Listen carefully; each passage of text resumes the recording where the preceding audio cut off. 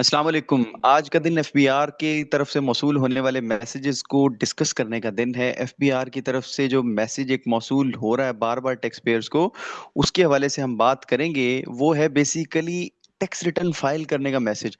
अब वो उन लोगों को भी मौसूल हो रहा है, उन लोगों को भी रिसीव हो रहा है जो कभी एफबीआर में रजिस्टर नहीं हुए, जिन्होंने कभी एनटीएन नहीं बनाया, या जिनके पास कोई प्रॉपर्टी या कोई गाड़ी कुछ ऐसा है ही नहीं। तो वो परेशान है कि एफबीआर उनको मैसेज क्यों कर रहा है और इस मैसेज का क्या मतलब लिया जाए। क्या इस मैसेज के बाद हमारे लिए ये ऑब्लिगेशन है, कंपलसरी है, नेसेसरी हो जाएगा कि हम इनकम टैक्स रिटर्न फाइल करें। तो ये दो तीन चीजें हैं जिनको हम आज इंशाल्लाह डिस्कस करेंगे बहुत शॉर्ट से टाइम में। चले देखिएगा कि मैसेज क्या आ रहा है, उसको हम सबसे पहले पढ़ते हैं। ये देखिएगा, ये आपके सामने स्क्रीन पे है।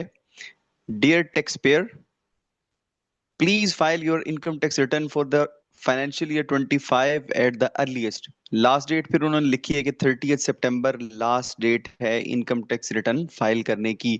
उसके अलावा अगर आप इसको देखना चाहें उर्दू में तो वो भी आप देख सकते हैं। मुअज़्ज़ज़ टैक्स गुजार, माली साल 2025 का इनकम टैक्स गोशवारा पहली फुर्सत में जमा करवाएं। गोशवारा जमा करवाने की तारीख, आखिरी तारीख 30 सितंबर 2025 है। अब इसका कतई ये मतलब नहीं है कि आपके लिए इनकम टैक्स रिटर्न फाइल करना लाजिम हो चुका है।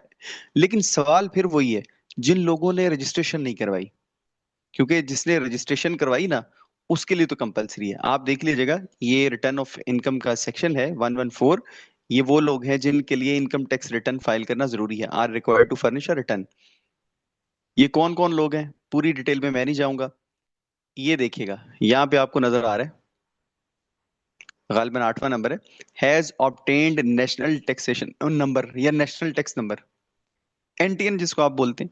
यानी जो रजिस्टर हो गया एफबीआर में, या जिसके पास देखें गाड़ी है 1000 सीसी या उससे ऊपर की।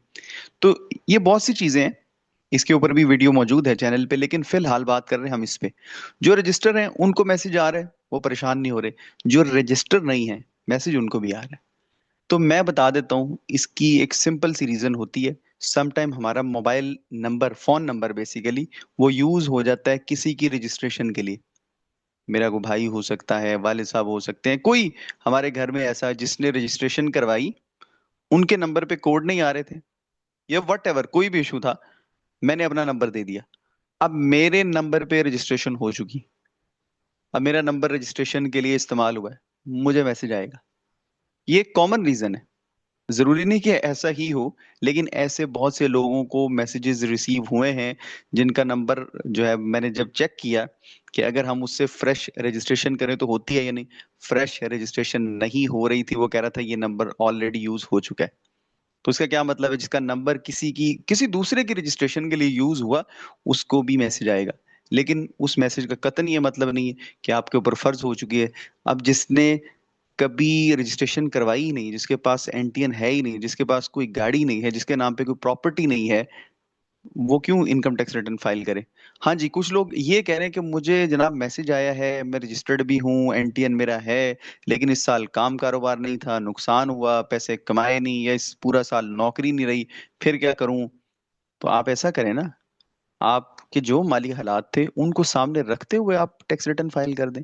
अब जरूरी तो नहीं है टैक्स टैक्स रिटर्न में हमेशा आपने प्रॉफिट ही दिखाना है, उधर लॉस की टैब भी मौजूद है। आप नुकसान दिखा दें। अगर आप जॉब करते थे, इस साल जॉब नहीं है, तो आप जनाब जीरो जीरो करके उन फिगर्स के साथ, वैसे मैं जीरो को कभी भी प्रेफर नहीं करता, मैं सजेस्ट नहीं करता। ये उन लोगों के लिए है जिनकी बैंक स्टेटमेंट बता रही है कि पैसे आ रहे हैं, लेकिन फिर भी वो इनकम टैक्स रिटर्न जीरो ही कर रहे हैं।